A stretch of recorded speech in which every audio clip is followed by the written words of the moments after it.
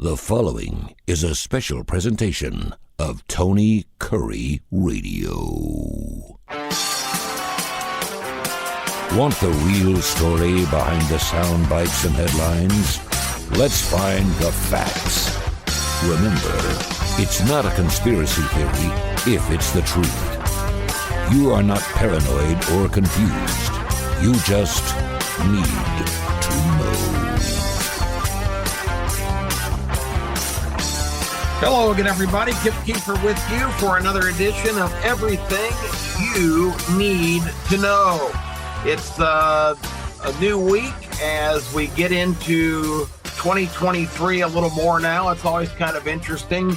New Year's comes and you kind of adjust to the idea that, gosh, it's a brand new year. And about a week goes by and it's just the same old routine again. The newness of the calendar flipping the page kind of gives way to the regular grind and routine. But there's plenty to talk about going on right now. I hope you enjoyed last week's edition talking about the miraculous story of Damar Hamlin, who was on the sidelines yesterday to watch the Buffalo Bills barely hold off the Miami Dolphins with a game effort. The Bengals also had a tough game last night. Just something different about the playoffs, games that you kind of on paper look at and say to yourself, well, this is going to be a mismatch. This team A, is much better than Team B. Doesn't always play out that way. So particularly at the pro level where everybody's great and all the teams are stocked with players who can do the impossible and seemingly win games that they don't figure to. So the playoffs moving along and a lot of great information. We're still on the air with Tony Kurre Radio for a couple more weeks with Wanna Bet, the show that I'm so blessed to do with my extremely talented son, Keefer, the sports editor out in Nevada, in Las Vegas for the Las Vegas Sun. And Case has great takes and great picks is the more important thing. He has been on fire the second half of the season. So check that show out each week on Tony Kurre Radio and uploaded to Spotify. Wanna Bet with Kip Keefer and Case Keefer 2 more weeks through the end of the month right here on Tony Kurre Radio. I want to talk about a couple of different things today. Again, if you're new to the program, you're going to discover that this program is not formulatic and it's not scripted. It is pretty much thoughts from right off the top of my pointy little head.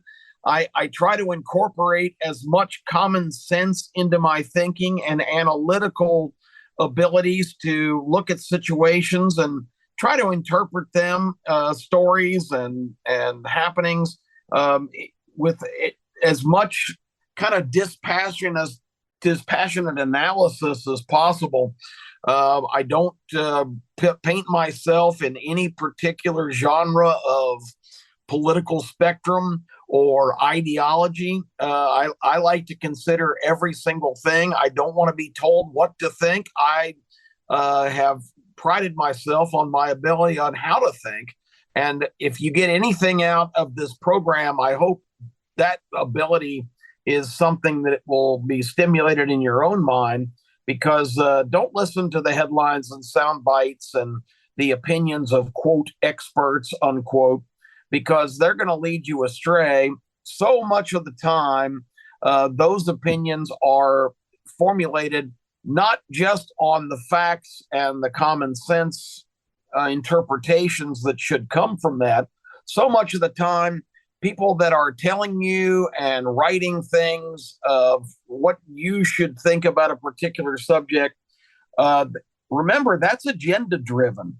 One of the things I did a couple of years here locally in Birmingham on talk radio Monday through Friday, and I love doing that show because the niche that we really kind of carved out, my partner Terre Quillian and I, who you hear occasionally here with me on Need to Know, we really kind of developed a show whose approach was to really try to cut through all of the material that you're being barraged with every day purposely to try and change your opinions and try to influence your thinking.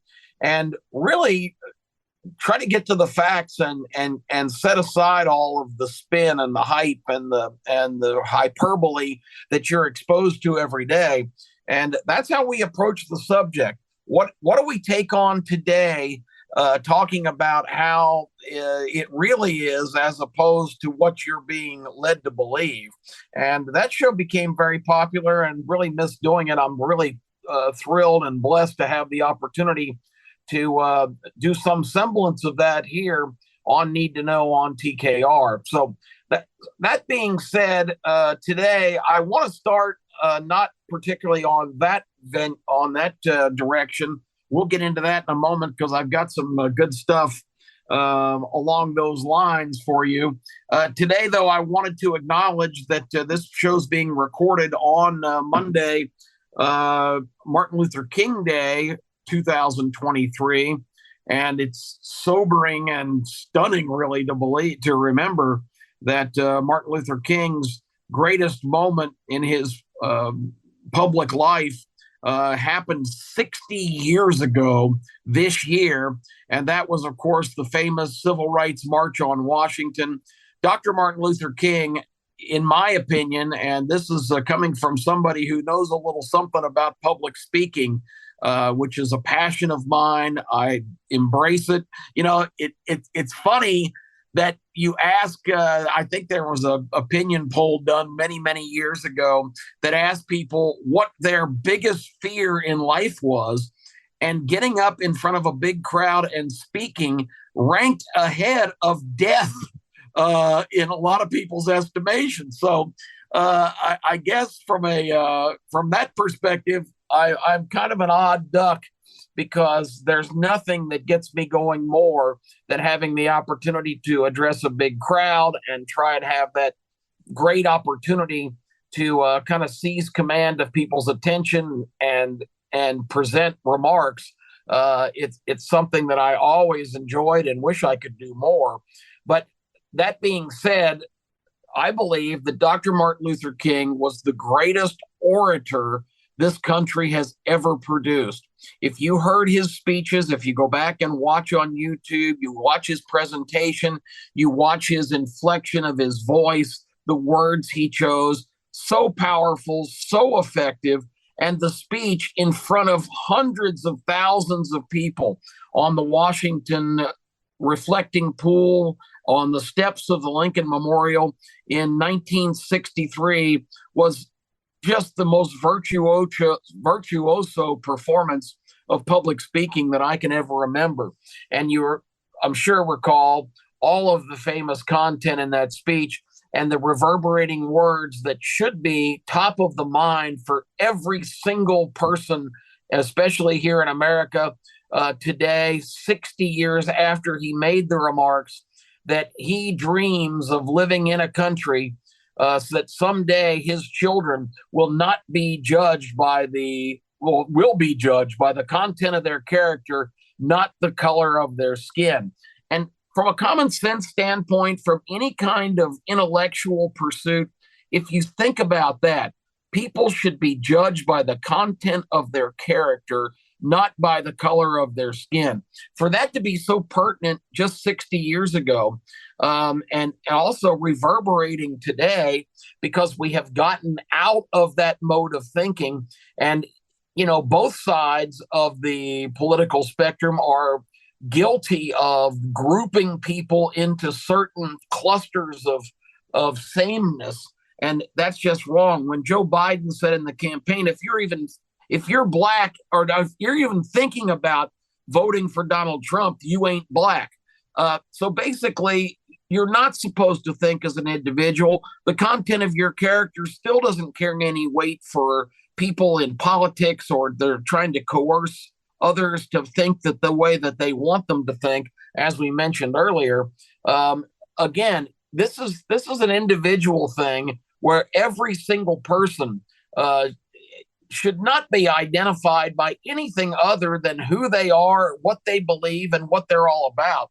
And there's nothing that I believe in stronger than that particular principle. And those words were delivered so eloquently in front of the I mean, imagine the pressure there. You stand up in front of hundreds of thousands of people on one of the most famous sites our country has to offer, and not only deliver a just a fantastic speech, but deliver it in such a way that it's memorable 60 years later and quoted often, judged by the content of their character, not the color of their skin.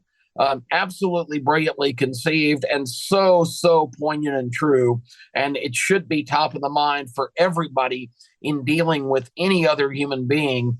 It just reverberates, and I just can't say enough about that performance.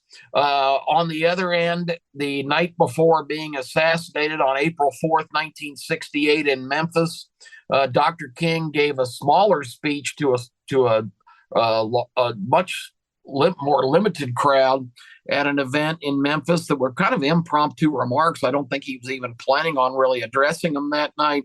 He was in town to support sanitation workers who were on strike, was going to march peacefully in a protest. And remember, peacefully is the key word in the Martin Luther King saga, because Dr. King was really built on the premise that violence and disruption were not the paths to success, that peaceful protest and high visibility and the completely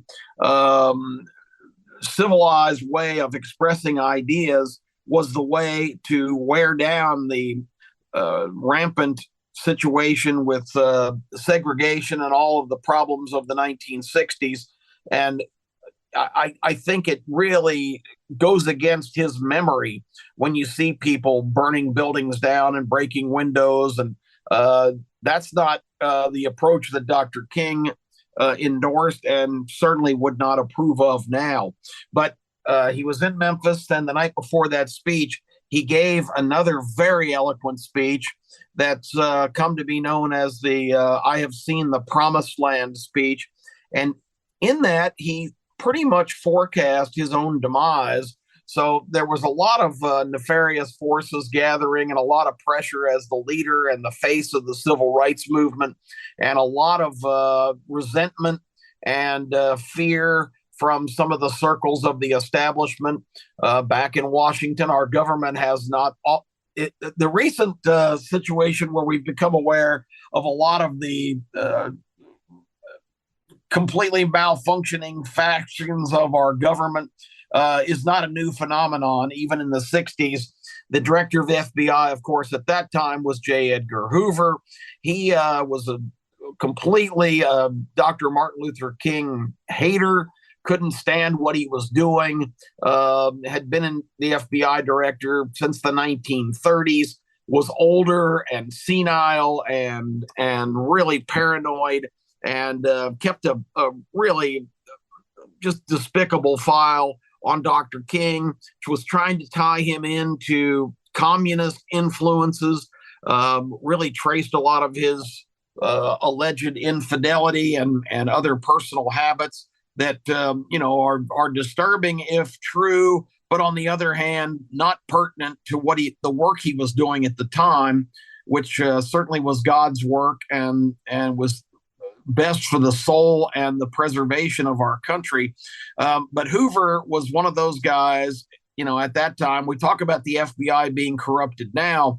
I think there's a case to be made that since its formation back in the earlier part of the 20th century, the FBI has always been corrupted and has a lot of influences historically that were ideologically and politically motivated. And it's just one of the disappointing things that our country, not to say that many of the men and women who have served faithfully in the FBI are responsible for any of these allegations, but a lot of the leadership has been skewed many times to making decisions not what's best on law enforcement and their stated goal, but also to serve their political ambitions and ideological directions that the people that are in their charge have mandated. So anyway, Dr. King said that night that he had been to the top of the mountain and had seen the promised land. And he goes on to say very prophetically, because he would be killed in less than 24 hours by an assassin's bullet at the Lorraine Motel in downtown Memphis. But Dr. King said, I may not be there to see it with you, but I know that we're going to get there. And he talks about longevity, long life, has its purpose, but I fear no man. I know I'm doing the right work. And the speech is chilling to watch if you go back, knowing what happens less than a day later on that fateful Thursday night in Memphis, Tennessee, as he stood out on the balcony. And it strikes me, too, and I've visited, because I lived in Memphis for a long time, I've visited the Lorraine Motel. I told you a few weeks ago about how it's so enormous to me to stand in Dealey Plaza, where John F. Kennedy was assassinated in '63, and look at all the sites and stand on the spots that are historically famous for one of the most awful moments in our country's history. And I put Dr. King's assassination in that same boat. But to stand there at the Lorraine Motel and look at just it was 1968. So, I don't really have any reference of what kind of accommodations were available. I'm sure they were limited because of, segregation had been pretty much decimated by the Civil Rights Act of 1964, but this was still the South. So maybe the choices of lodging were limited. And not to disparage the Lorraine Motel, I'm sure it was a nice establishment, but it just strikes me, it's just a basic two-story, not anything special location. And they've historically, of course, made that a landmark and have renovated it. But I don't even know what it looked like in 1968 other than the still photographs just moments after the shooting. But it strikes me that a guy of this stature should not have been staying at the Lorraine Motel.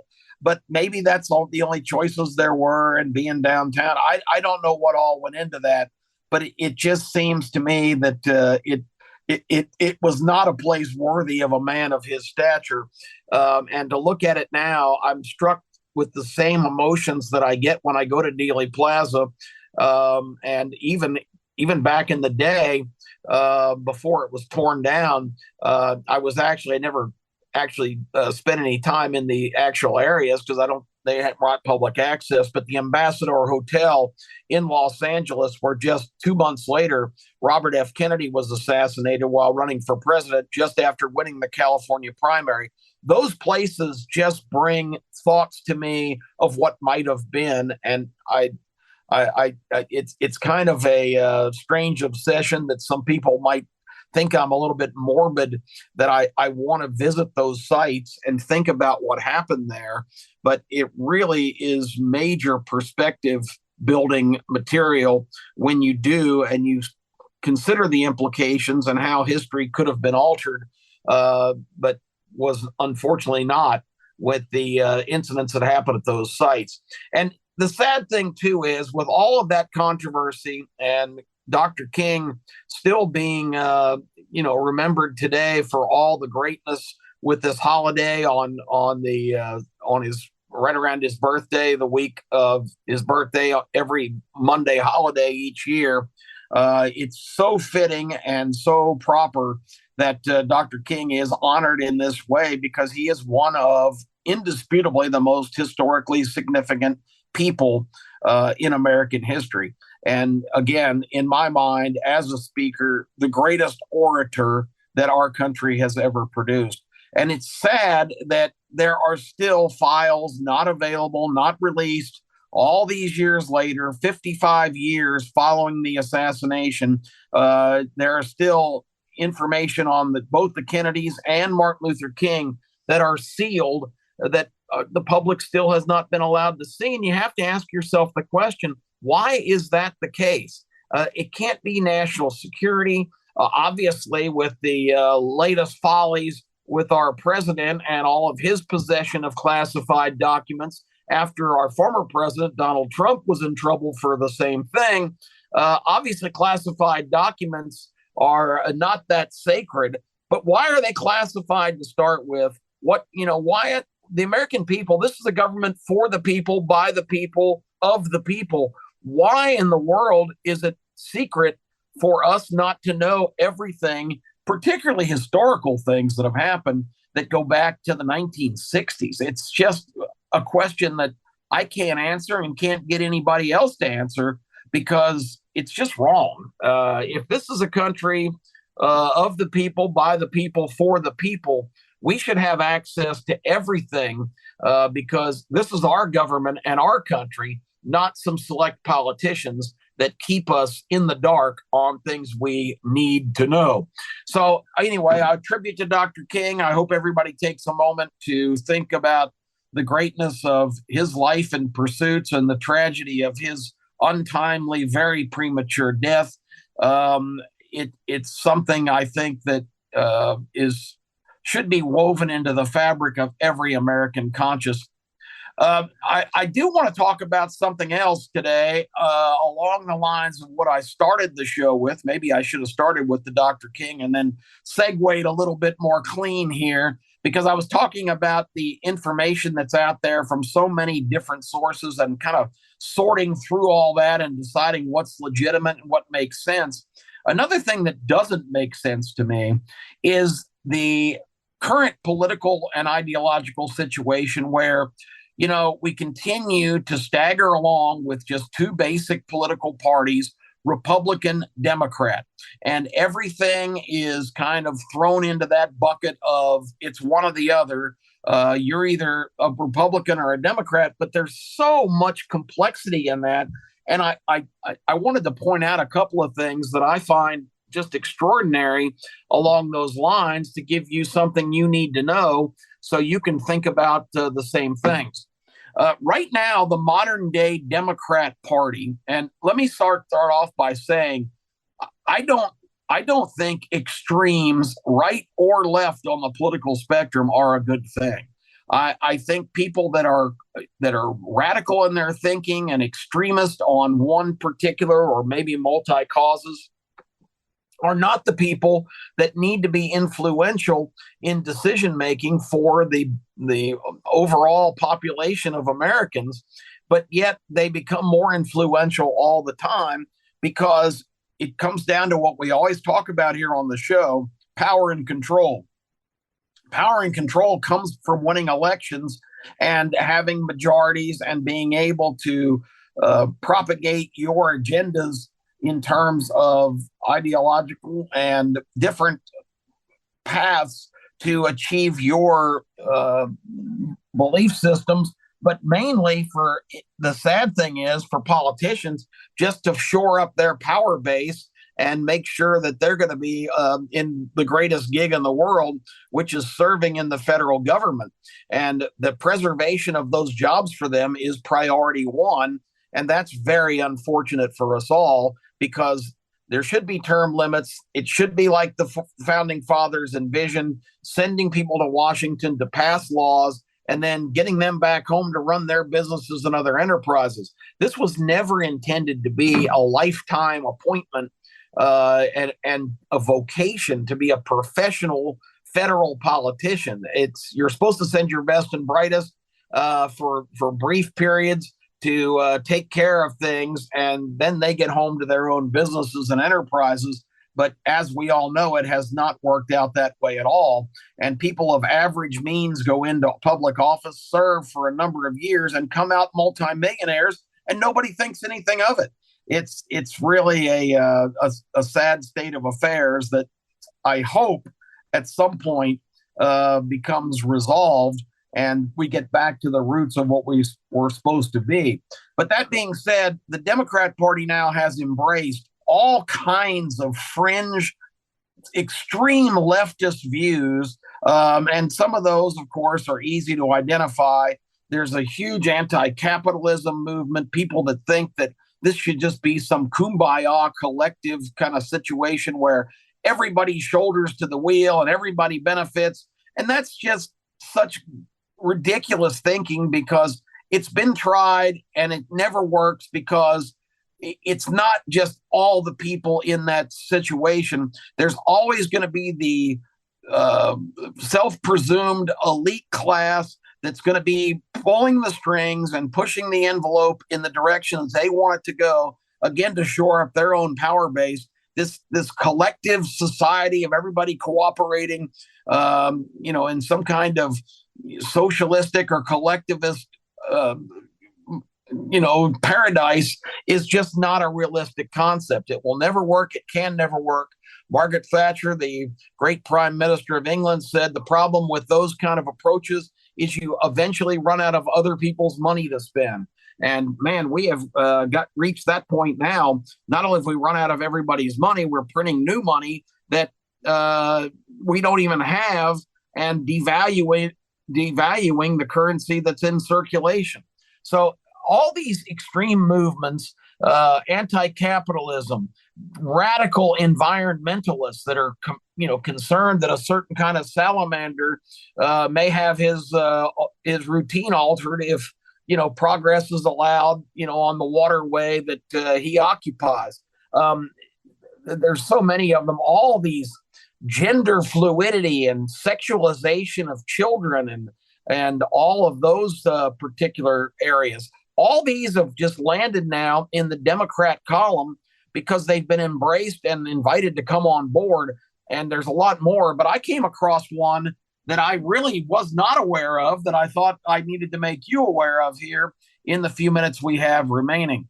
And that predominantly is, I saw just by accident a short video from a very upset young woman who I don't think was an actress. I think this was legitimate. She was, if it was an act, she was very convincing. But she was talking about how she had recently given birth and she feels terrible about it because bringing another human being into the world just adds to the problem that Mother Earth has of there's too much population, too many human beings, and she feels terribly guilty that she's brought another consuming human being into the world. And she also feels bad for her child that she's given birth to because it amounts to, in her mind, child abuse, because with the earth rapidly declining because of the negative influence of too many human beings and the rapid deployment and extermination of resources for the planet, all of the radical climate change agenda. She brought out all that stuff, and that she felt like it was going to be abuse to her child to subject him to a life in such a declining situation that has been the responsibility of human beings, overstepping their bounds and putting the planet in tremendous jeopardy. Now, all of that is interesting. So I did a little bit of research and found several organizations. The predominant one is called VHEMT, which is Voluntary Human Extinction Movement. Basically, these people are trying to sell the idea of human beings stopping reproduction and just letting the breed, the species of human beings, just die out over the next 100 or 150 years, because that is the only thing that will save the planet. That the inhabitants of Earth, by human beings, and all of the carbon emissions and on all of the terrible things that we're doing to influence the climate, melting the polar ice cap, having the oceans rise, all of this is disruptive for the planet and all of the other species. Humans need to disappear for the planet to save itself and preserve itself and rejuvenate itself. And that is their platform, that everybody should get sterilized. There should be no more reproduction, and just let the human race die out for the good of the planet. And to me, that is the most insane position that anybody could take. And there's a lot of authors and columnists that write, well, morally, this makes perfect sense. No, it doesn't. I'm sorry. I'm not willing to sacrifice all of my potential descendants' lives and opportunity to have a life. So the poor salamander and snake and snail and whatever else, squirrel and skunk, can thrive in this beautiful, planetary paradise. It's just insane to suggest that the extinction of humans is the only thing that will save the day. But in the meantime, all of these groups affiliated with the Democrat Party now, when a traditional Southern Democrat votes for a Democrat candidate, he's making a de facto endorsement for all of these climate cult crazies and people that think human beings should be extinct, and all of this sexuality of our children and gender fluidity and all the craziness, anti-capitalist, anti-America. I wish there was a third party called the Common Sense Party. I'll run for president if you all will endorse me, and I won't even ask for a lot of financing. But we really need a whole different direction to get out of the gridlock of just two parties and all of the elements that really kind of completely spoil the pot in both of those situations, because all these fringe groups and all their insane ideas that's what's truly scary. So I thought that was an interesting thing to convey. Do your own research, make your own thoughts. But what do you think about it? Are you going to hustle over there and sign up for the voluntary extinction of human movement? Doesn't sound like a very viable solution to me. This planet's been here for 4.5 billion years. 4.5 billion years. And all of these extremists blame the last 180 years, basically, since the Industrial Revolution, the use of fossil fuels, the development of gas, electricity, different trends, the blip on the radar that the last, almost 2 centuries have been, are what is blamed for all of the problems that we are allegedly having on a planet that has sustained itself and thrived for 4.5 billion years. We don't know anything about what happened way back when. Where did the dinosaurs go? Was there a giant asteroid collision with Earth? It could be impending again. But let's kill off all the humans. Let's all die and disappear so the planet can revive itself and spin around for the good of all the other species for the next 4 billion years. I find that insane. I don't know what your opinion is, but I thought it would be good to call your attention to it on this edition of the show. Thank you for indulging me in all of those rantings and ravings. Again, say a prayer in memory of Dr. King today, and have a great week, everybody. We'll be back with, whatever comes up next week here on Need to Know, but you can take it to the bank. It's something that you definitely need to know. I'm Keefer. Thanks, everybody, here on TKR. We will see you next week. This has been a special presentation of Tony Kurre Radio.